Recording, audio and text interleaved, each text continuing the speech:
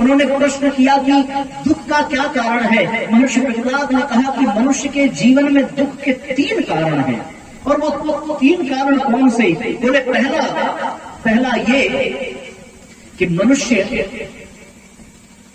को जो सौभाग्य मिला है वो उसका दुरुपयोग करता है। पहला तो ये, उसे जो प्राप्त है वो उसका दुरुपयोग करता है, पहला कारण दुख का। दूसरा कि मनुष्य अपने स्वरूप को भूल गया है। किसको भूल गया? अपने स्वरूप को भूल जाने से आज का मनुष्य जो है वो दुखी है। तो पहला कारण ये कि वो अपने प्रस्तुत सौभाग्य को भुला बैठा है और उसका दुरुपयोग कर रहा है। दुरुपयोग करने के कारण वो दुखी है। और दूसरा उन्होंने बताया कि मनुष्य के जीवन में जो उसका अपना स्वरूप है, जो उसका अपना ज्ञान है, उससे वो विस्मृत हो चुका है। विस्मरण की स्वरूप में ये देखता चोत्तरदायी का, वो अपने आत्मस्वरूप को भूल गया, वो अपने प्रस्तुत सौभाग्य को भूल गया, उसका दुरुपयोग करने लगा। और एक तीसरी बात जो बड़ी महत्व की बताई, वो ये बताई कि मनुष्य के दुख का एक ये कारण है कि उसके पास चयन करने की स्वतंत्रता है। चयन करने, चयन को इंग्लिश में क्या बोलते हैं? Choose, choices. हम क्या चयन करते हैं इस पर हम निर्भर करता है कि हमें सुख मिलेगा या दुख मिलेगा। बस इतनी सी बात। तो मैं अभी पूछूंगा अंत में, ये तीनों कारण याद रखना। कौन कौन सा? पहला कि उसे जो सौभाग्य मिला है वो उसका दुरुपयोग करता है, याद रहेगा। दूसरा कि वो अपने स्वरूप को भूल गया है, वो भूल गया है कि मनुष्य वास्तव में है क्या। और तीसरा दुख का कारण है कि उसके पास जो चयन करने की स्वतंत्रता है, ये स्वतंत्रता उसके लिए दुख का कारण है। अब मैं तीनों एक एक करके आपको समझाऊं। अभी तो समझ में नहीं आ रहा होगा महाराज ये कैसे है, ये कैसे है, ये कैसे है। आप थोड़ा खुल करके बताओ, थोड़ा अच्छे से बताओ। तो मैं आपको बताता हूं। सबसे पहले हम ये जाने कि हमें सौभाग्य जो प्राप्त हुआ है उसका हमने दुरुपयोग किया है, उसका हमने सही से इस्तेमाल नहीं किया। कोई चीज आपको मिल जाए और उस चीज का आप दुरुपयोग करने लगे, उस चीज को आप बर्बाद करने लगे, तो फिर आपको कष्ट ही मिलेगा, है कि नहीं? तो इसके लिए ये जानना पड़ेगा कि हमें क्या क्या मिला है भगवान से। हम लोग जब पैदा होकर के इस दुनिया में आते हैं तो कुछ लेकर के आते हैं या खाली हाथ आते हैं? बताओ। खाली हाथ कौन कौन लोग आए? जरा हाथ उठाओ। देखो हम पूछेंगे ना तभी तो जानकारी मिलेगी कि आपको कितना पता है। खाली हाथ हमारे पीछे जो भाई लोग बैठे हैं, जो लोग पैदा होते समय खाली हाथ आए थे वो हाथ उठाए जरा सा। वो सारे लोग खाली हाथ आए। ऐसा भी कोई है जो कुछ लेकर के आया? ऐसा कोई है जो कुछ लेकर के आया हो, वो हाथ उठावे तो हम उससे पूछेंगे कि वो क्या लेकर के आया? ऐसा कोई नहीं है। बड़ी भारी विडंबना है। अच्छा एक बात बताना, आप जब पैदा हुए तो आप अपना शरीर छोड़ के आए थे कि लेके आए थे? लेके ही आए थे ना। ये शरीर यहाँ वालों ने तो दिया नहीं है, यहाँ वालों ने तो केवल पोस करके बड़ा किया, पर शरीर आप लेकर के आए थे। फिर आप कैसे कह सकते हैं कि हम खाली हाथ आए थे? शरीर लेकर आए थे ना। कौन कौन ऐसा है जो बिना शरीर के आया था? ऐसा कोई नहीं मिलेगा। हर आदमी शरीर लेकर के आया। एक काम। दूसरा, आप एक और चीज लेकर के आए। मैं बताऊं क्या? वो आप ये लेकर के आए, आप अपनी बुद्धि लेकर के आए भगवान के पास। यदि आप अपनी बुद्धि लेकर के ना आते तो यहाँ के लोग आपको बुद्धि नहीं दे सकते थे। यहाँ के लोग तो आपको सिखाते हैं, और जो सिखाते हैं वो केवल आप इसलिए सीख पाते हो क्योंकि आपके पास बुद्धि है, आपके पास दिमाग है। ये दिमाग यहाँ आकर के नहीं मिला, ये दिमाग आप भगवान के पास से लेकर के आए थे। तो बताओ आप खाली हाथ आए क्या? अब मत कहना कि हम खाली हाथ आए। भगवान तो खाली हाथ किसी को विदा नहीं करता। अरे आप ननिहाल चले जाओ तो ननिहाल वाले खाली हाथ विदा नहीं करते, कुछ न कुछ दे करके जाते हैं। अभी हमारी विदाई होगी तो आप हमें भी कुछ दोगे, आपको विदा करेंगे तो हम भी आपको कुछ देंगे। जब कोई व्यक्ति जाता है तो लोग उसको विदाई देते हैं। भगवान भी जब इस दुनिया में हमें भेजता है तो खाली हाथ नहीं भेजता। जो लोग ये जानते थे कि वो खाली हाथ आए हैं, वो लोग भूल कर रहे थे और इसीलिए तो वो दुरुपयोग करते आए। तो आज जान लेना भैया कि खाली हाथ नहीं आए थे, हम शरीर लेकर आए भगवान के पास से, हम दिमाग लेकर आए भगवान के पास से, और एक बड़ी अद्भुत चीज भगवान के पास और लेकर के आए। वो मैं आपको बता दूं या रहने दूं? बताओ, बता देता हूँ, क्योंकि आप सब बहुत अच्छे हुए है ना। हमें यहाँ आकर के बड़ा अच्छा लगा आप लोगों से मिल करके, और इसलिए बताता हूँ कि वो तीसरी चीज बड़ी मजेदार चीज है कि आप भगवान के पास से समय लेकर आए थे। समय यहाँ आकर के आपको नहीं मिला। जिस दिन आप पैदा हुए उसी दिन भगवान ने आपको समय दिया कि तुम्हें 60 साल इस दुनिया में रहना है, 40 साल रहना है, 100 साल रहना है। जिसका समय जितना है उतना वो जिएगा, और उसके बाद क्या? अरे मरेगा, और क्या? तो समय लेकर हम लोग आए। तो कितनी चीजें लेकर आए? पहला शरीर लेकर आए, दूसरा दिमाग लेकर आए, तीसरा समय लेकर आए, और चौथा संपत्ति लेकर आए। बोलेंगे साहब ये आप क्या मजाक कर रहे हो, अभी तक तो समझ में आया, हम जब आए थे तो हमारे हाथ में तो पैसा था नहीं। अरे कैसे नहीं था भैया, विचार करके देखो। जिस माँ के गर्भ में तुम आए, जिस माँ के गर्भ में तुम्हारा जन्म हुआ, गर्भ से तुम्हारे पैदा होते ही उस माँ की जितनी भी संपदा है, तुम्हारे पैदा होते ही तुम्हारे पिता का जितना जमीन जायदाद है, उस पर तुम्हारा कानूनन हक हो जाता है। वो आप लेकर के ही तो आए थे। यदि कोई बेटा अमीर बाप के घर में पैदा हो तो उस अमीर बाप की सारी दौलत उस बेटे की होती है, बस बाप को मरने को दो, जैसे ही मरेगा वैसे ही उसे मिलेगा। तो साहब गलत तो नहीं कह रहे? माता पिता की संपत्ति। अब आपके जो माँ बाप हैं उनके पास, देखो बेटियां पैदा हो जाती हैं तो फिर वो अपने ससुराल जाती हैं, लेकिन वो भी खाली हाथ नहीं जाती, वो अपने माँ के आभूषण लेकर के जाती है, और बेटा अपने बाप का जमीन जायदाद लेकर के मजा लेता है। तो हम कैसे कह सकते हैं कि हमारे पास कोई चीज नहीं मिली, हम खाली हाथ आए? बताओ। हाँ, आपको कपड़ा नहीं मिला, आप नंगे आए थे, कपड़ा यहाँ वालों ने दिया। आपको खाने पीने के लिए पानी और दाना आप लेकर नहीं आए थे, वो यहाँ वालों ने दिया। आप दूध दही लेकर नहीं आए थे, वो यहाँ वालों ने दिया।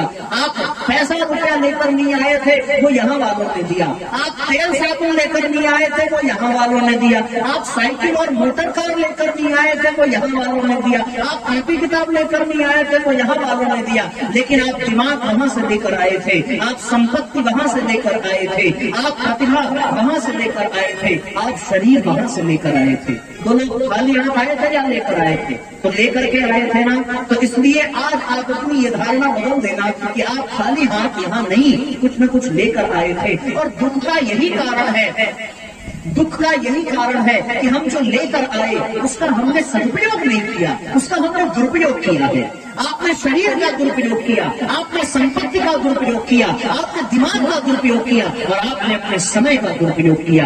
यही आपके दुख का कारण है। और ये तो बड़े दूर की बात है, आज तक तो आपको पता ही नहीं था कि क्या लेकर आए, तो आपके लिए तो यही दुख का कारण है कि आज तक आप यही सोचते रहे कि हम तो खाली हाथ आए, किसी काम के नहीं है। और भैया इतनी सारी चीजें लेकर आए, उसके सदुपयोग में यदि हम लगे होते तो फिर जीवन में दुख न आता, जीवन में आनंद रहता। शरीर का हमने दुरुपयोग किया है, मानते हैं इस बात को? पहले के लोग स्वस्थ हुआ करते थे फल फ्रूट खा करके, शाकाहारी भोजन करके, स्वल्पाहार लेकर के, दूध नहीं खा करके अपने को मजबूत बनाते थे। आज के लोग तो पता नहीं क्या क्या खाते हैं। आज का व्यक्ति साहब किसी की जिंदगी खा जाता है, ऐसी स्थिति है। किसी शराबी को आप देखो तो वो केवल शराब नहीं पीता, वो बच्चों का सुख खा जाता है, पत्नी का चैन खा जाता है, माँ का सम्मान खा जाता है, और पिता की प्रतिष्ठा खा जाता है। शरीर का उसने दुरुपयोग किया है। अब क्या शराबी कभी स्वस्थ रह सकता है क्या? वो कभी होश में रह सकता है क्या? आज के मनुष्य को जो नहीं खाना चाहिए था वो खाता है। उसको भारतीय भोजन अच्छा नहीं लगता। दाल चावल खा के जब ऊब जाता है तो वो कहीं बाहर होटल में जाता है और वहां पर वो खाता है जो अपने देश का नहीं है। वो चाइनीज का खाता है, वो साउथ इंडियन खाता है, वो कॉन्टिनेंटल खाता है। कभी डोसा, कभी बर्गर, कभी चाउमीन, कभी हाउमीन, कभी कबाब, सब खा खा करके पचाता है और अपने शरीर का सत्यानाश कर लेता है कि नहीं? गलत तो नहीं क्या है? और व्यक्ति अपने शरीर को तबाह कर देता है।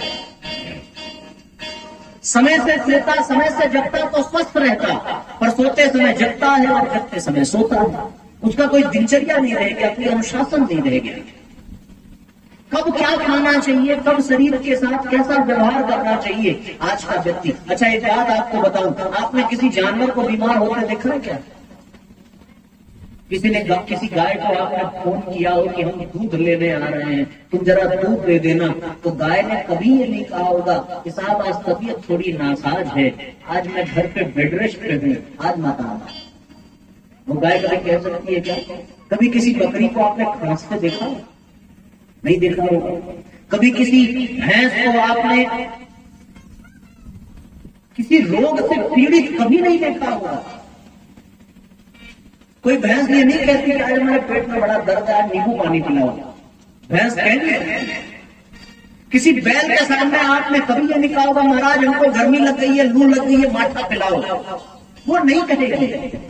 और हाँ, वही जानवर बीमार होते हैं जिन्हें हम अपने घर में बांध करके पालतू बना करके रखते हैं, वरना जंगलों के जानवर कभी बीमार नहीं पड़ते। लेकिन आज का मनुष्य बीमार पड़ता है केवल और केवल इसलिए क्योंकि उसने अपने शरीर के धर्म को निभाया नहीं और शरीर को अपने बर्बाद कर दिया, शरीर का दुरुपयोग किया। शरीर जो हमें भगवान से मिला। दूसरा साथियों, हमें दिमाग मिला। दिमाग, जितना दिमाग का प्रयोग हमें उसका सदुपयोग करना चाहिए था, हमने उसका सदुपयोग नहीं किया। हमने दिमाग का दुरुपयोग किया है। कैसे किसी को कष्ट पहुंचाने, कैसे हमारे स्वार्थ की सिद्धि हो, कैसे हमारा अहंकार जमे, कैसे हम दूसरों पर अपना अधिकार जमा सकें, कैसे हम दूसरों पर अपना दावा कर सकें, इसके लिए व्यक्ति दिमाग लगाता है। वो अच्छे काम में दिमाग नहीं लगाता। अच्छे काम में दिमाग का प्रयोग करता तो वो निर्माण करता, लेकिन वो मनुष्य बुरे काम में दिमाग का प्रयोग करता है तो वो विनाश करता है। वो निर्माण नहीं करता, वो सृजन नहीं करता, वो विनाश करता। आजकल ऐसे न जाने कितने लोग हैं जिन्होंने अपने दिमाग का उपयोग करके केवल और केवल तबाही मचाई है, उन्होंने निर्माण नहीं किया है। घर में चाकू खरीद कर आया था सब्जी काटने के लिए, पर मनुष्य ने दिमाग का दुरुपयोग किया और चाकू से गला काटने लगा। ये मनुष्य के दिमाग की विकृति है। आप विचार करके देखो, आज का मनुष्य अपने दिमाग का कैसे दुरुपयोग करता है। वो जानता है कि जल का स्तर घटता चला जा रहा है, फिर भी वो जल का दुरुपयोग ही तो कर रहा है। आज के मनुष्य के दिमाग के दुरुपयोग की आप व्यथा सुनो तो आपका मन कांप जाएगा। वास्तव में साथियों, आज के मनुष्य के दिमाग का खेल है कि वो दुरुपयोग अधिक करता है, सदुपयोग नहीं करता। आपको बताऊं मैं अमेरिका की स्थिति, वहां पर हर 5 सेकंड पे, हर 12 सेकंड पे एक बच्चा पैदा होता। अमेरिका में कितने सेकंड पे?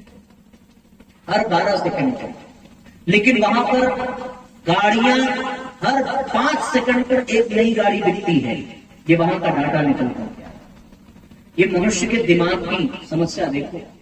बच्चा 12 सेकंड में पैदा हो रहा है और गाड़ियां 5 सेकंड में बिक रही है। और फिर उन गाड़ियों से प्रदूषण, और उस प्रदूषण से मरता कौन है? जो पैदा हुआ है। ये मनुष्य के दिमाग की समस्या देखो। आज का मनुष्य वायु प्रदूषण को मिटाने के लिए वृक्ष नहीं लगाता, यज्ञ नहीं करता, लेकिन आज का मनुष्य वायु को शुद्ध करने के लिए एयर प्यूरिफायर जरूर खरीदता है और उससे उसका हवा शुद्ध हो जाएगी क्या? कभी नहीं हो सकती। मनुष्य के दिमाग की समस्या है। वो जानता है कि हमारे पास इतनी ही क्षमता है, इतना ही धन है, इतनी ही संपत्ति है, हम एक ही बच्चे का पालन पोषण कर सकते हैं। पर मनुष्य के दिमाग का दुरुपयोग देखिए कि वो 2, 4, 6, 10 बच्चे पैदा करके अपने परिवार का, अपने स्वास्थ्य का सत्यानाश कर देता है। ये मनुष्य के दिमाग की विकृति है। इसलिए साथियों, मनुष्य के जीवन में झांक करके देखें तो उसने अपने दिमाग का भी दुरुपयोग किया, उसने अपने दिमाग का सदुपयोग नहीं किया। उसने दूसरों को जोड़ने में अपने दिमाग का उपयोग नहीं किया, बल्कि दूसरों को तोड़ने में अपने दिमाग का उपयोग करता है। कैसे किसी के बीच में झगड़ा लड़ा दे, कैसे किसी को अलग कर दे, कैसे किसी की निंदा करके द्वेष पैदा कर दें, ये मनुष्य के दिमाग की उपज है। ऐसी स्थिति में मनुष्य न शरीर का सदुपयोग करता है न दिमाग का। और समय का उपयोग हम लोग कर सकते हैं क्या? इंसान यदि सबसे ज्यादा किसी चीज को बर्बाद करता है तो वो केवल और केवल समय बर्बाद करता है। आजकल एक शब्द है टाइम पास करना। जो टाइम पास करते हैं उनसे पूछो कि क्या उनको 24 घंटे से अधिक समय मिला है क्या? उनके लिए 26 घंटे मिला हो ऐसी बात नहीं है, पर वो अपने समय को बर्बाद करते हैं। उन्होंने अपने सौभाग्य को नष्ट कर दिया, यही उनके दुख का कारण है। और फिर वो संपत्ति समाज के कल्याण में लगती तो फिर जीवन धन्य बन जाता। लेकिन मनुष्य अपने दिमाग का, अपनी संपत्ति का केवल उपयोग करता है। रावण के बारे में सुना है आपने? रावण के पास 10 दिमाग था। कितना दिमाग? कितने चेहरे थे उसके? जरा जोर से बोलो। 10 चेहरा था। और 10 चेहरे होने के कारण दशानन, तो उसके पास दिमाग भी 10 था। वो चाहता तो कितनों का कल्याण कर सकता था, पर दिमाग का उसने दुरुपयोग किया। अपने दिमाग का प्रयोग किया, साधु बन करके सीता जी का हरण करके लाने की उसे क्या जरूरत थी, जबकि उसके महल में हजारों रानियां और हजारों सेविकाएं थी, पर उसने दिमाग का दुरुपयोग किया। उस दिमाग से वो लोगों का उद्धार करता तो उसकी जय जयकार होती। अरे भैया, राम से अधिक रावण की पूजा होती, क्योंकि रावण के पास तो एक ही दिमाग था, पर रावण के पास 10 दिमाग, और उसके बावजूद भी उसने दिमाग का दुरुपयोग किया और सारे वंश सहित उसका विनाश हुआ, केवल दिमाग और संपत्ति का दुरुपयोग करने के कारण। इसलिए साथियों, जीवन में इनका सदुपयोग करना चाहिए। तो ये 4 चीजें, मनुष्य का मस्तिष्क, मनुष्य की संपदा, मनुष्य का शरीर और मनुष्य का समय, इनका दुरुपयोग नहीं होना चाहिए। संपदा के लिए पूज्य गुरुदेव ने अर्थ संयम बताया, मस्तिष्क के लिए पूज्य गुरुदेव ने विचार संयम बताया, समय के लिए पूज्य गुरुदेव ने समय संयम बताया, और साथियों मनुष्य का शरीर के लिए पूज्य गुरुदेव ने इंद्रिय संयम बताया, इनके सदुपयोग के लिए। तो आज का मनुष्य असंयमी हो गया, न उसकी इंद्रियां संयमित है, न उसके विचार संयमित है, न उसका अर्थ संयम है, न उसके जीवन में समय संयम है। इनके असंयमित हो जाने के कारण व्यक्ति के जीवन में दुख आता है। ये उसके दुख का कारण है।